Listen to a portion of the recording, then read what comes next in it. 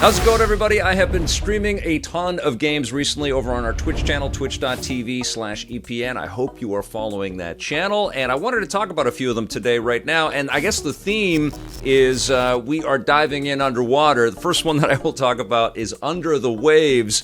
This is from a company called Parallel Studios, and it's published by Quantic Dream. Yes, the same company that brought out Detroit Become Human and a bunch of other narrative-based adventure games. This is also a narrative experience as well, although you have much more real-time exploration at your fingertips. You play a diver named Stan, and the story takes place in this kind of retro future underwater environment. Stan is a diver. He is trying to escape some stuff that he's been going through on land, although he still has connections and contacts people all the time through his computer. And basically what you're trying to do is uncover the mystery of the game, but also you've got these chores that you have to do underwater. You've got to go and find algae so that you can create oxygen tanks, and you've got to go and clean up the plastic and look into shipwrecks and aircraft crashes that have fallen. And overhead there's a big storm going on, and what's really cool is that the game just evokes this sense of loneliness, this man trying to escape some stuff. He starts having these weird visions, which is kind of cool, but the end effect of the experience is that you get to explore as this diver, and you've got the ability to swim around with your scuba tank on your back, but you also have this cool little submarine called Moon, which helps you zip along a lot faster. You do have to take into consideration, though, that you are underwater, so it's not a high-speed experience. You have to kind of have the patience to explore and navigate through the cracks of these underwater mountains, and there are some caves that you have to venture into. And of course, there's all of this aquatic life that you will experience as well. But mostly everybody is quite gentle and harmless, and you could just take some cool photographs.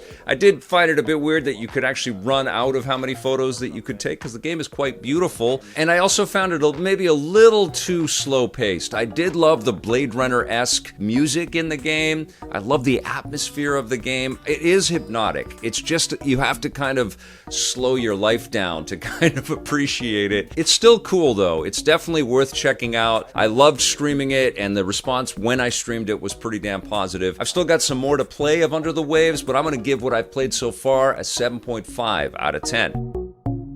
The other underwater game that I've been playing is Dave the Diver, which I've been playing on my Steam Deck. It's a perfect fit on that platform, and it's going to be coming to the Nintendo Switch soon.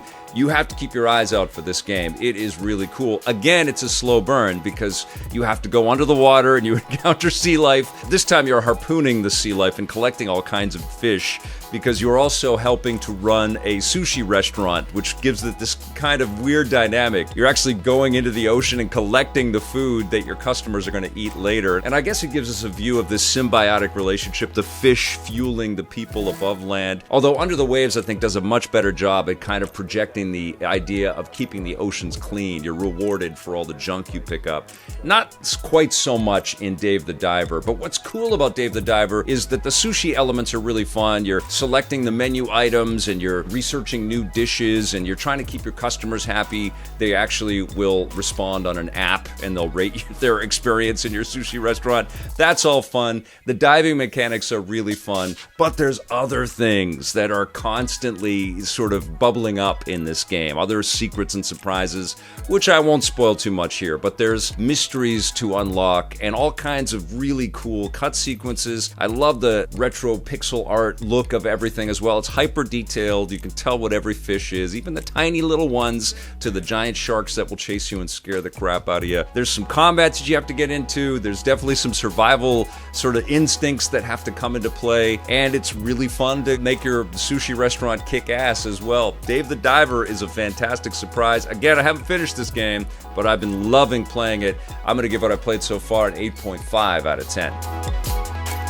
And the other game that I've been playing isn't an underwater game, but it's an extension to the incredible Resident Evil 4. It is the Separate Ways DLC, where you take control of Ada Wong, and she's got a kick-ass grappling hook. Can't use it everywhere. You've got specific grapple points that you can get to, but it really adds this other interesting dynamic to the core, super fun gameplay. You're still cruising around inside of the same castle, and you can see sort of Back to the Future Part 2 sequences of Leon S. Kennedy doing stuff that you would see from the main game.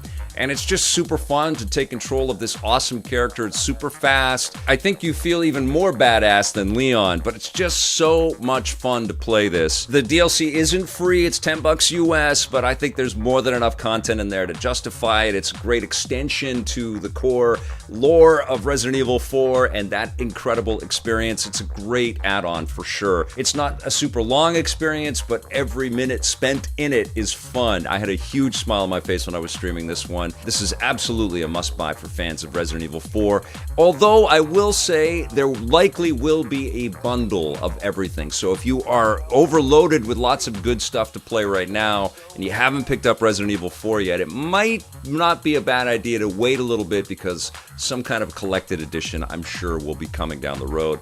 But as it stands, the gameplay experience in Separate Ways is a 9.5 out of 10. Alright you guys, I am going back to streaming and playing a bunch of stuff. You know, we're right in the middle of the game avalanche. There's lots of stuff for me to play. What have you been playing? What have you been enjoying? What have you been streaming? Let me know in the comments below. I'm very curious. It's so hard to kind of make our way through all of these incredible choices right now. But man, I'm having fun. Thanks for watching everybody. I'll see you soon. And until then, play forever.